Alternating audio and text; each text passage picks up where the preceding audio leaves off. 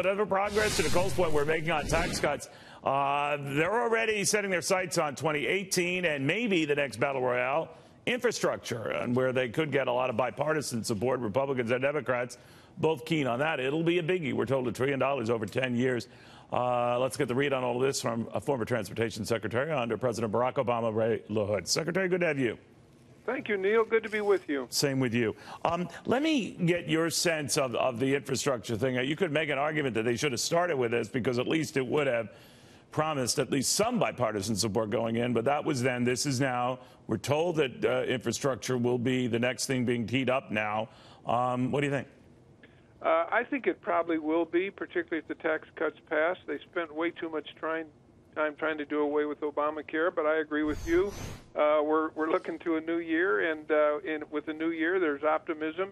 The infrastructure bill needs to be bipartisan because infrastructure is bipartisan. It needs to be big, it needs to be bold, and it needs to be paid for. And if it is, a lot of Americans are going to go to work, and America gets back into being number one in infrastructure, but it's going to take some time to do it. And it is going to take some money, to your point, Secretary. And one of the ideas I heard bandied about, even when you were in office and President Obama was in the White House, was this idea of making it a public-private partnership. I think at the time it was very close or akin to like a Sally Mae kind of a deal of what we do in the educational front and the lending front in real estate, where it would be a partnership between the government and private enterprise. I'm not quite sure that's the thinking now, but what do you make of that approach to this? Yeah, Neil, look, I think that's a good idea, and I think the Trump people are thinking along those lines. There is a lot of money that's ready to be invested, a lot of infrastructure opportunities.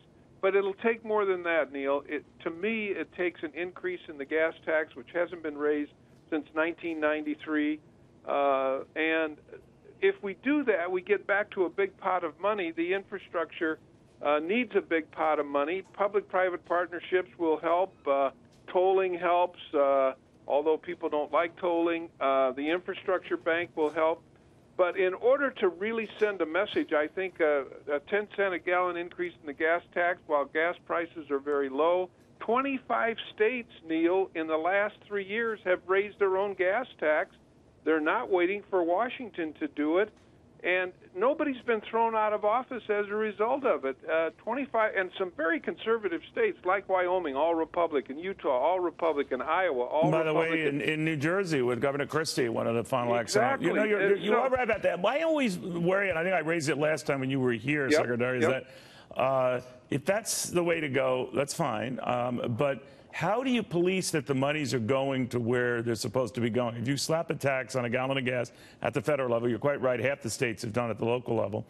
How do you make sure that's going to that intended focus? You know, Neil, that is the problem. The American people are worried that if they raise the gas tax, they'll spend some of it on deficit reduction and some of it on maybe salaries for law enforcement or something like that. It's happened in my state of New Jersey. That's my big fear. I know it, and it's happened in other states, and people become very disillusioned.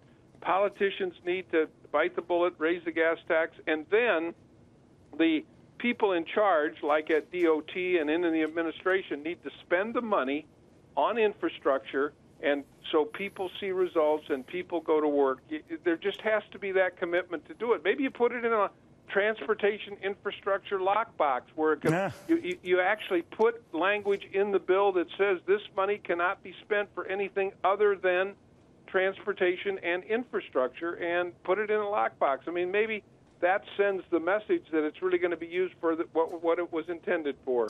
Yeah, others have mentioned the idea of like a modern-day equivalent of the war bonds, where people invest in that.